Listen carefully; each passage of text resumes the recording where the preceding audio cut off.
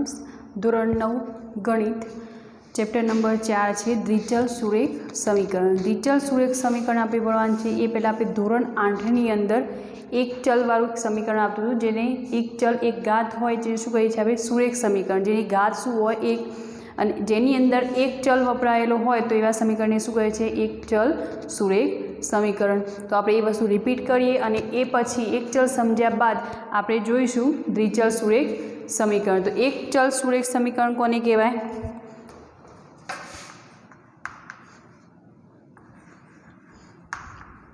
जे तमे धोरण 9 में भणीने ज आव्या छो एक चल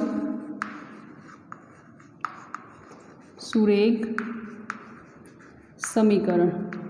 तो एक चल सुरेख समीकरण एटले के जे समीकरणनी अंदर एक चल होय अने ए चलनी घात शुं होय एक होय तो एवा समीकरणने शुं कहे छे सुरेख एक चल सुरेख समीकरण। तो जे समीकरण में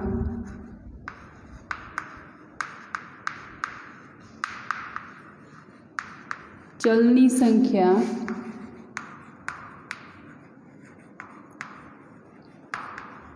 एक होय अने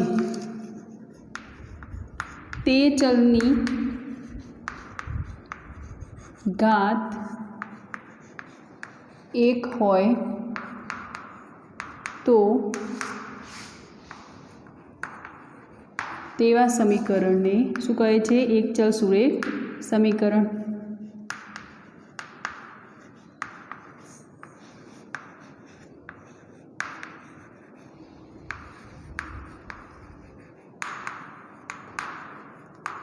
जेनी अंदर चल चल एटले के जे घणी बधी किंमतो धारण करी शके। हवे बहुपदीनी अंदर पण जोया था। हवे एक वस्तु अहींया के बहुपदी कोने कहेवाय अने समीकरण कोने कहेवाय। बहुपदीनी अंदर पण आवतुं हतुं आ बधा चल अंदर आवता ज हता।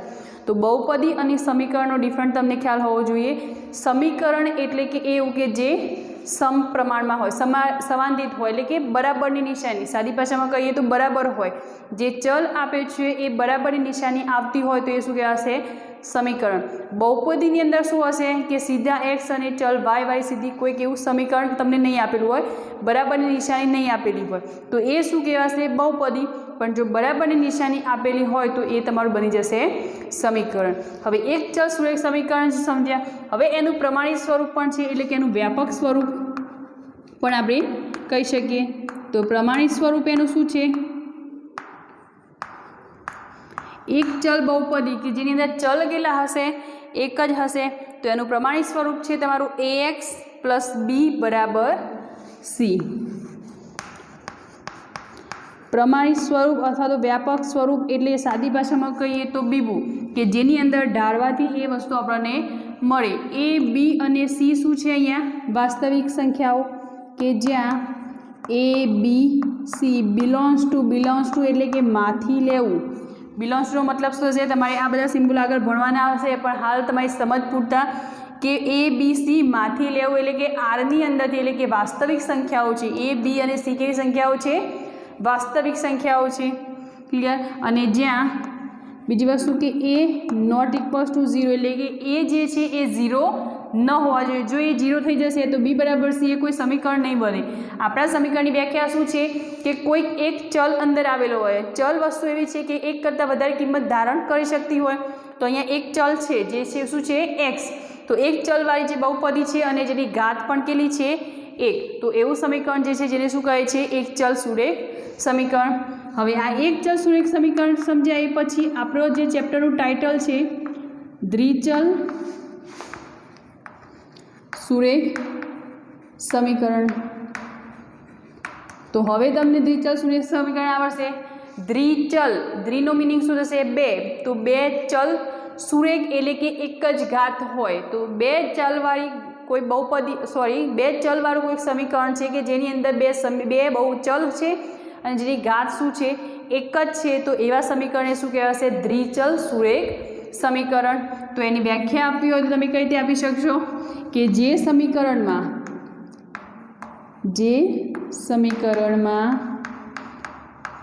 ચલની સંખ્યા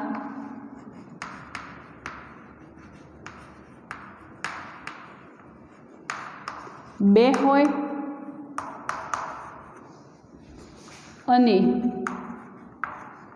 તેની ઘાત 1 હોય અને એક વધારે વસ્તુ આની અંદર એડ થશે કે જે XY વાળું પદ એની અંદર ન હોય. બે ચલ કયા? એટલે x અને y એક સાથે ગુણાયેલા ન હોવા જોઈએ. આ જે રીતે કહ્યું ax પ્લસ બી એટલે પ્લસની નિશાનમાં બે સેપરેટ હોવા જોઈએ, બંને ગુણાયેલા હોવા જોઈએ નહીં, એટલે કે બંને સાથે હોવા જોઈએ નહીં. તો કન્ડિશનો 3 છે. એક તો બે ચલ હોવા જોઈએ, એક ઘાત હોવી જોઈએ અને XY વાળું પદ ન હોવું જોઈએ. અને XY વાળું પદ ન હોય તો તેવા સમીકરણને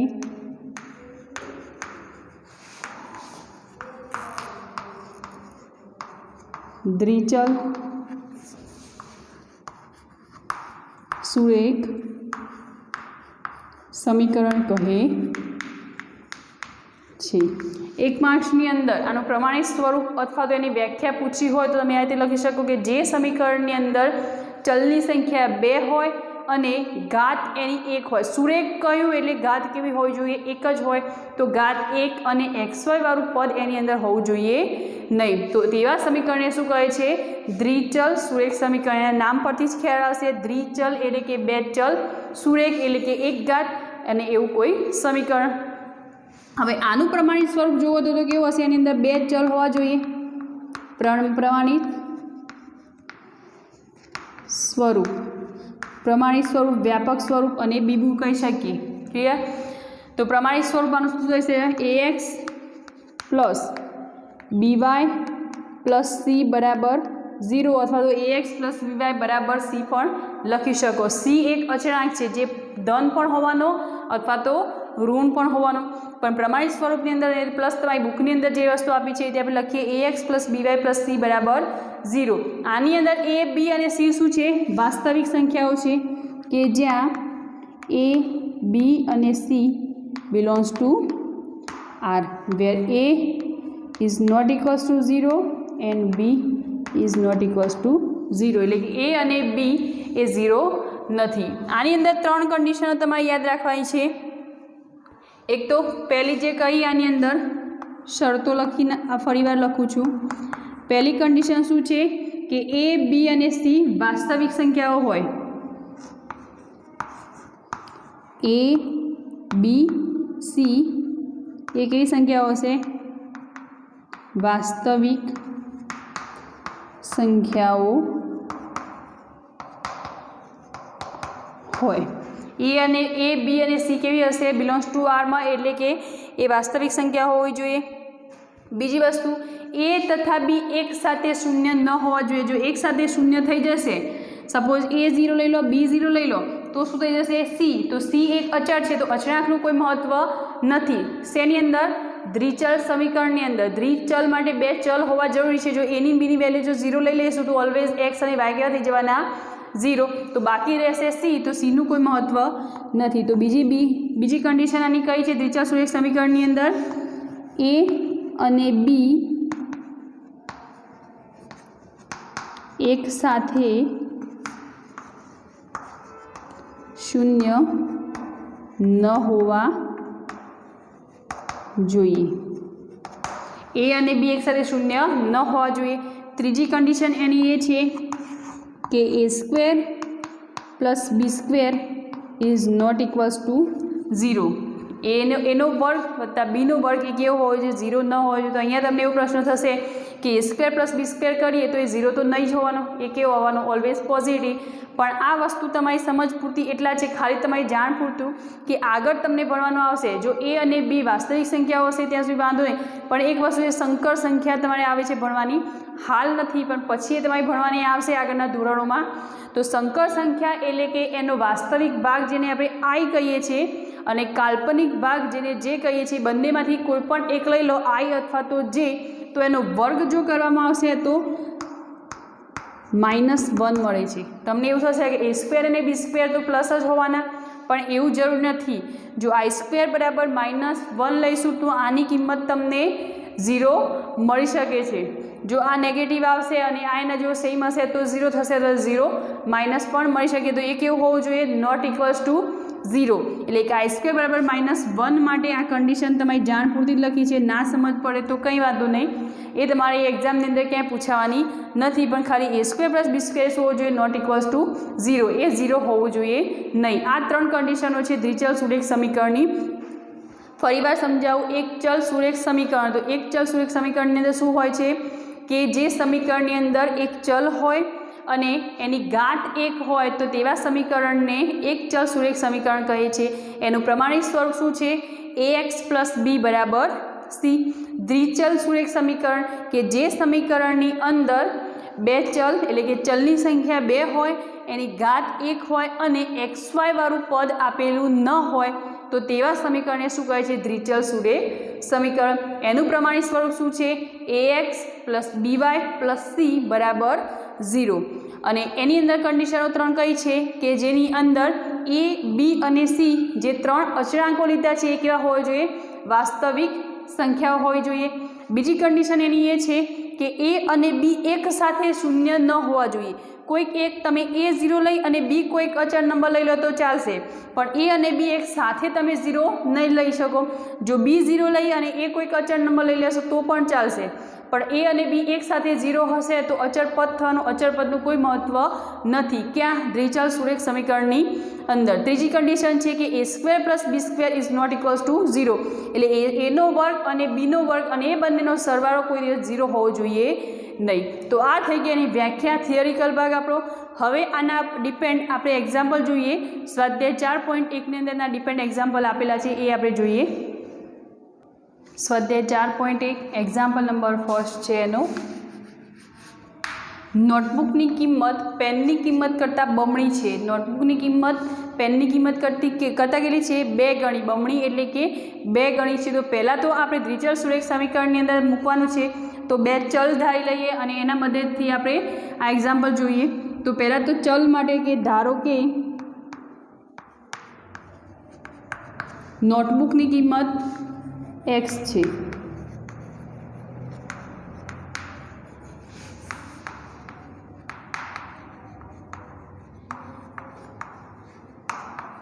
અને પેનની કિંમત ધારો કે y છે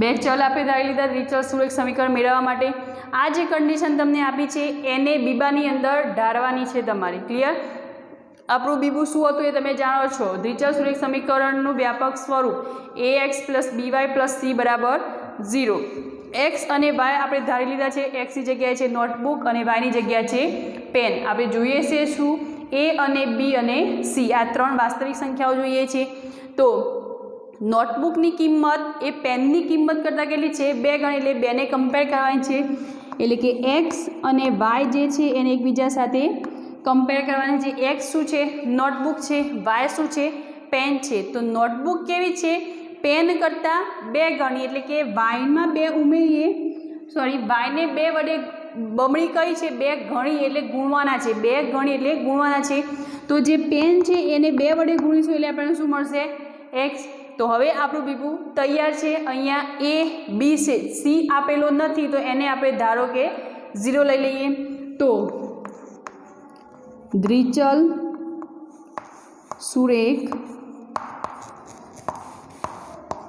સમીકરણ કયું થઈ જવાનું x આ 2y બરાબરની સામે છે તો બરાબરની આ બાજુ લઈ લો તો પ્લસ છે તો શું જવાના એ -2y + 0 બરાબર 0 તો જુઓ ax + by b ની કિંમત આપણે -2 લઈ લઈએ તો ax + by તમારી સમજ પૂરતું લખી દો અહીંયા ax + by એટલે કે -2y અહીંયા એની જગ્યાએ શું છે 1 એની કિંમત શું છે 1 ax + by b ની કિંમત -2 + c એટલે કે 0 બરાબર 0 તો દ્વિચલ સુરેખ સમીકરણ તમને મળી ગયું x - 2y + 0 બરાબર 0 તો બીજી રીતે લખવું તો આને આ રીતે પણ લખી શકીએ કે x - 2y બરાબર 0 જે માંગેલ દ્વિચલ સુરેખ સમીકરણ છે, બે ચલવાળું સમીકરણ છે અને એક બંનેની ઘાત જુઓ શું છે, એક્સની ઘાત 1 અને વાયની ઘાત 1 એટલે થશે કેવું થઈ ગયું એ સુરેખ. તો ક્લિયર થઈ ગયું. બસ આપણે દ્વિચલ સુરેખ સમીકરણ મેળવવાનું વિધાનની મદદથી. હવે એક્ઝામ્પલ નંબર 2 જોઈએ આપણે આનો. Example number 2. એક્ઝામ્પલ નંબર 2 ની અંદર તમને કહ્યું છે કે નીચે દર્શાવેલા દ્વિચલ સુરેખ સમીકરણોને ax + by + c બરાબર 0 તરીકે દર્શાવો. શું કરવાનું છે, બીબુ આપેલું છે, બીબાની અંદર તમારે એને ઢાળવાનું છે અને એ સાથે એબીસીની કિંમત શોધો. તો બીબુ તમને યાદ હોવું જોઈએ, પ્રમાણિત સ્વરૂપ તમને યાદ હોવું જોઈએ. પ્રમાણિત સ્વરૂપ શું છે, આ રહ્યું ax + by + c. તો એના ઉપરથી આપણે આને ઢાળવાના છે. સમીકરણ તમને આપેલું છે. તો દ્વિચલ સુરેખ સમીકરણને ax + by + c બરાબર 0 સ્વરૂપમાં લખતા, એટલે કે શું થઈ જશે, અથવા તો દર્શાવતા તમારે ax + by તો એમને એમ છે જ, ખાલી અહીંયા બરાબરની સામે શું લાવવાનું છે, 0. તો જે c છે એ cની કિંમત અચળ નંબર શું છે, 9.35. 5ના ઉપર 12 આપેલા છે, એટલે કે આ 5 છે એ વારંવાર રિપીટ થાય છે. આગળના ચેપ્ટરમાં તમે એ બધું વસ્તુ ભણ્યા છો, આપણે એની જરૂર નથી હાલ, પણ આખી વસ્તુ છે એની બરાબરની સામે લાવી તો શું થઈ જવાનું, માઇનસ. તો શું થઈ જશે, 2x + 3y પ્લસ છે તો બરાબરની સામે આવશે તો માઇનસ. સ્થાન બદલશે તો નિશાની બદલાશે.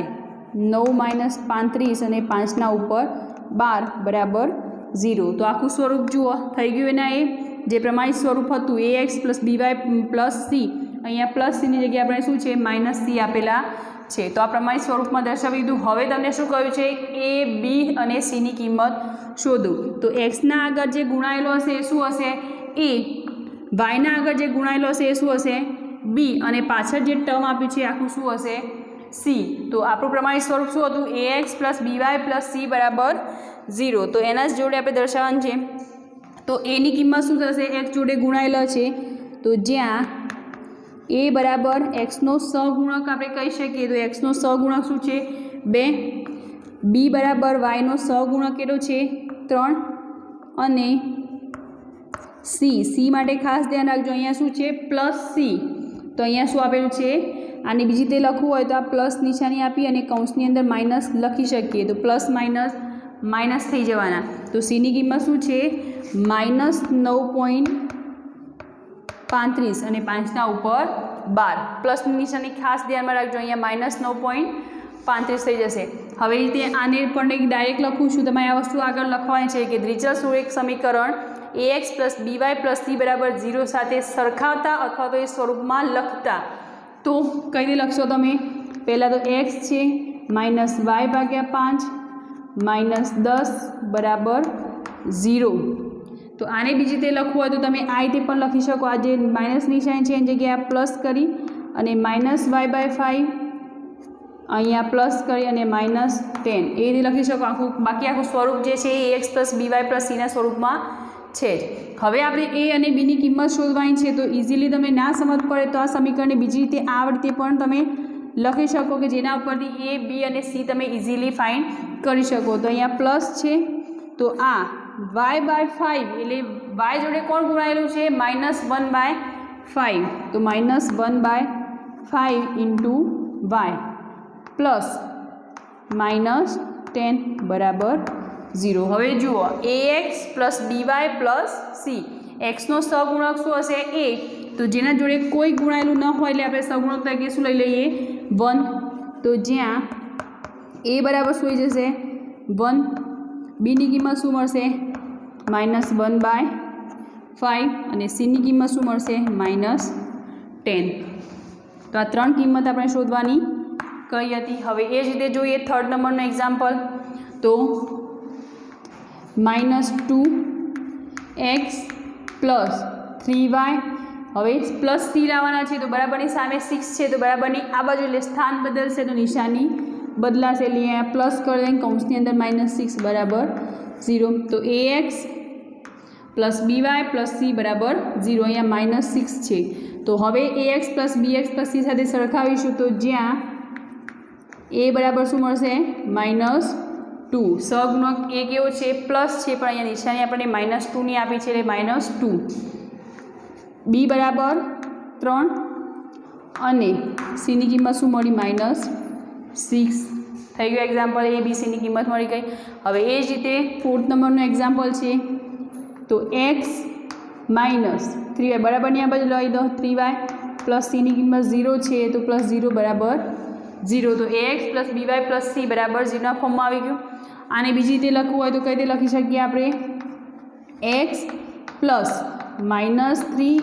* y + 0 બરાબર 0 તો હવે તમે જોઈ શકો છો ax + by + c બરાબર 0 જ્યાં a બરાબર શું થશે x નો સહગુણક તો a બરાબર કેટલો છે 1 b બરાબર શું થશે y નો સહગુણક કેટલો છે -3 અને c ની કિંમત અહીંયા આપેલી નથી તો c બરાબર 0 ક્લિયર થઈ ગયું એક્ઝામ્પલ 4 જોઈએ હવે બાકીના 4 એક્ઝામ્પલ જે છે એ હવે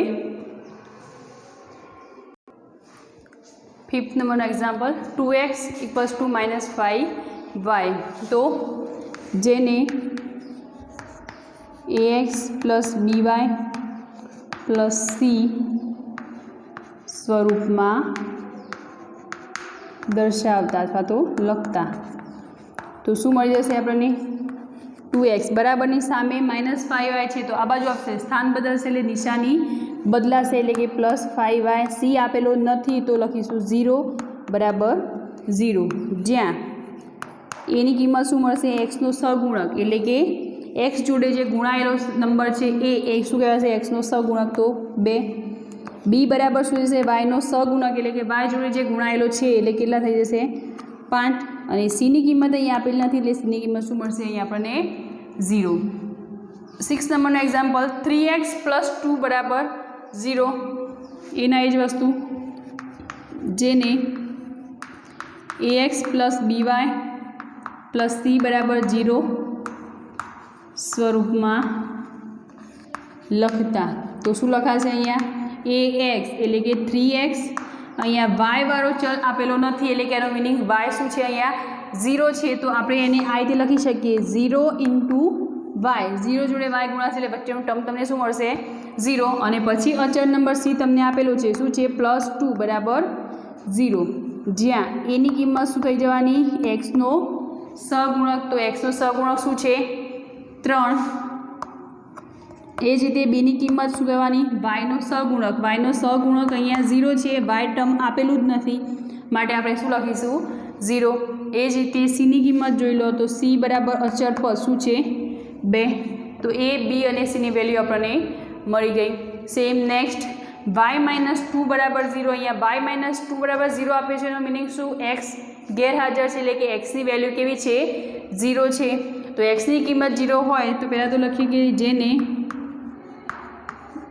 ax + by + c બરાબર 0 સ્વરૂપમાં લખતા તો શું થઈ જશે ax એટલે કે 0 * x જે ટર્મ નથી આપ્યું એને 0 સ્વરૂપમાં દર્શાવી દે એટલે 0 * x શું થઈ જવાનું 0 + y -2 બરાબર 0 જ્યાં a ની કિંમત શું થઈ જવાની 0 કારણ કે x નું ટર્મ આપણે આપેલું જ નથી b ની કિંમત શું થઈ જવાની y નો સહગુણક 1 જ્યાં કંઈ જ ના હોય તો આપણે શું લઈ લેવાનું 1 અને c ની કિંમત શું છે -2 કારણ કે +c સાથે સરખાવવાનું છે એટલે શું થઈ જવાનું -2 નેક્સ્ટ લાસ્ટ એક્ઝામ્પલ 5 = 2x તો જેને ax + by + c સ્વરૂપમાં લખતા તો એ સ્વરૂપમાં લખવા માટે તમે 5 ને બરાબર સામે લઈ જાઓ અથવા 2x ને આ બાજુ લાવી દો તો આપણે કહીશું 0 બરાબર 2x - 5 તો આને આ રીતે લખી શકીએ આપણે 2x + 0 * y -5 બરાબર 0 અથવા તો બીજી રીતે લખવું હોય તો 5 - 2y એટલે કે -2x + 0 * y + 5 બરાબર 0 બંને રીતે આપણે લખી શકીએ તો જ્યાં a બરાબર શું થઈ જવાના 2 b એટલે કે y ટર્મ આપણને આપેલું જ નથી તો y ની કિંમત શું મળશે 0 અને cની કિંમત શું મળશે -5। જો તમે 2x ને આ બાજુ લાવ્યા હશો તો એની કિંમત -2 મળશે અને cની કિંમત તમને +5 મળશે। ક્લિયર? તો આ થઈ ગયું એક્ઝામ્પલ નંબર 2। આજનું લેક્ચર આપણે આટલે સુધી રાખીએ છીએ। હોમવર્કની અંદર ઉદાહરણ નંબર 1 અને ઉદાહરણ નંબર 2 એ તમારે જાતે કરવાના છે, જે આ રિલેટેડ જ છે। ક્લિયર? નેક્સ્ટ વિડીયોની અંદર આપણે આગળ દ્વિચલ સમીકરણની અંદર સ્વાધ્યાય 4.2 છે એ આપણે જોઈશું। Thank you.